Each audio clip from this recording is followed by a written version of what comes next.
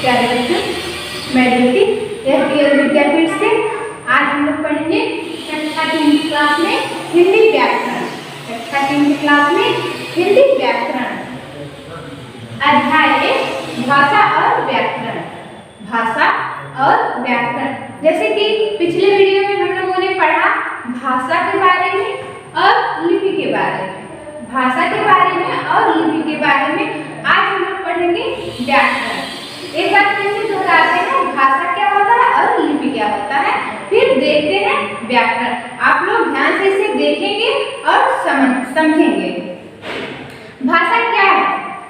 भाषा बोलकर या लिखकर अपनी बात बताने की साधन है। भाषा बोलकर या लिखकर अपनी बात को बताने का साधन ही भाषा कहलाता है। भाषा मुख्य रूप से दो प्रकार के होते हैं। भाषा जो है मुख्य रूप से दो प्रकार के होते हैं। पहला है मौखिक भाषा, दूसरा है लिखित भाषा। पहला है मौखिक भाषा, दूसरा है लिखित भाषा। मौखिक भाषा क्या होता है आइए जानते हैं। मौखिक भाषा वह है जैसे हम अपने मुंह से कुछ बोलते हैं और सुनने वाला समझ जाए, उसे मौखिक भाषा कहते हैं। अपनी बात को बोलकर अगले को समझा देना ही मौखिक भाषा है। जैसे बातचीत करना, वाद विवाद, ये सब उपदेश देना, ये सब मौखिक भाषा है। ये मौखिक भाषा के अंतर्गत आता है। अब है लिखित भाषा। लिखित भाषा किसी भी अपने विचारों को प्रकट करने के लिए हम लिखते हैं, लिख दें और अगला पढ़कर समझ जाए, उसे हम लोग लिखित भाषा कहते हैं। जैसे कहानी हम लोगों के अंदर के भाव और विचार को लिखकर प्रकट करते हैं।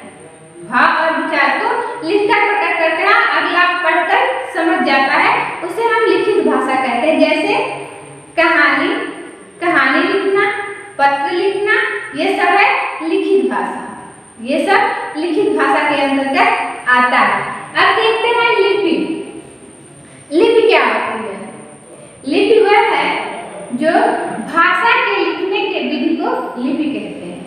भाषा के लिखने के विधि को लिपि कहते हैं। जैसे हर जगह भारत में बहुत सारी भाषाएं बोली जाती हैं। हर भाषा अपनी अपनी अलग अलग लिपियों में लिखी जाती है। अलग अलग जगह की भाषा अलग अलग होती है, अलग अलग लिपियों में लिखी जाती है।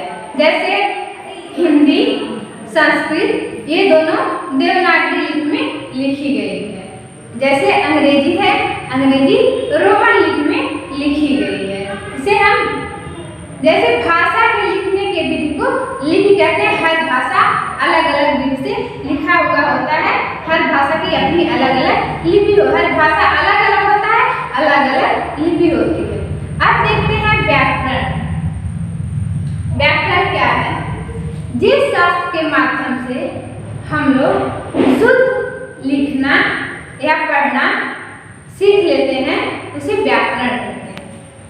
जिस शास्त्र के माध्यम से हम लोग शुद्ध लिखना, पढ़ना, बोलना सीख लेते हैं, उसे हम लोग व्याकरण कहते हैं। बताइए आपको परिभाषा लिखिए।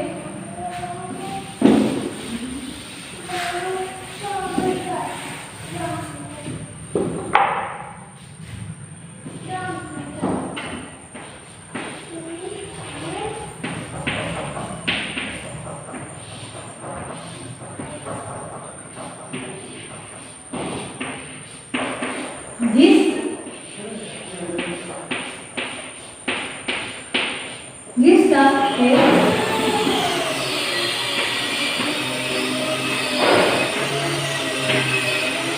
माध्यम से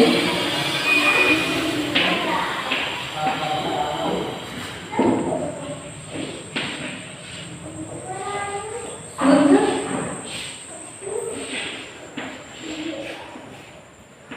पढ़ना,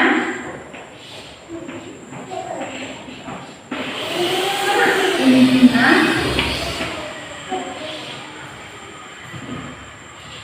या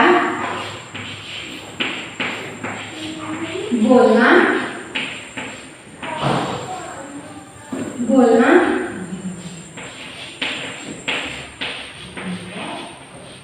सीखते हैं, सीखते हैं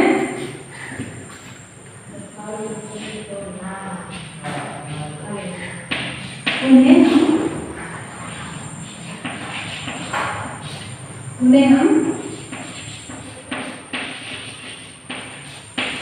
व्याकरण कहते हैं। व्याकरण कहते हैं।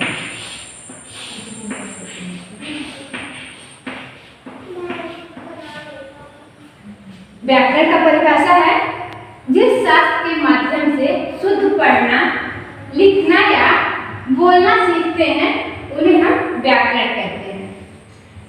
जिस शास्त्र के माध्यम से हम लोगों को सही ढंग से बोलने का ज्ञान होता है, लिखने का ज्ञान होता है, पढ़ने का ज्ञान होता है, उसे हम व्याकरण कहते हैं। जैसे एग्जाम्पल देते हैं आप लोगों को हम,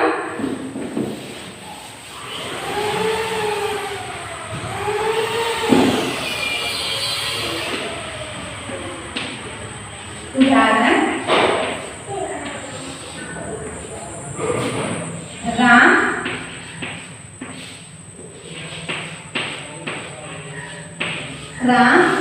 जाती है। राम जाती है, ये क्या है? अशुद्ध है। ये अशुद्ध वाक्य है, ये अशुद्ध है। अब इसका सही लिखते हैं, राम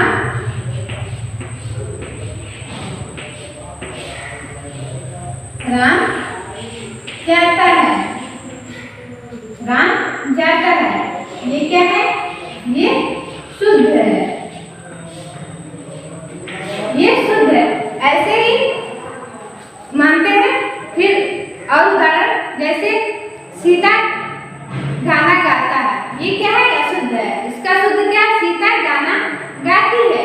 इसी को हम लोग जिस शास्त्र के अनुसार हम लोगों को सही पढ़ना, लिखना, बोलना आ जाए, उसे हम लोग व्याकरण कहते हैं। प्यारे बच्चों, आप लोगों को समझ में आ गया होगा भाषा, लिपि और व्याकरण। जैसे फिर से एक बार रिपीट करते हैं। भाषा अपनी बात को बोलकर या लिखकर बताने के साधन को भाषा कहते हैं। अपनी बात को बोलकर या लिखकर बताने के साधन को भाषा कहते हैं। भाषा मुख्य रूप से दो प्रकार का होता है, मौखिक भाषा, लिखित भाषा। मौखिक भाषा क्या है?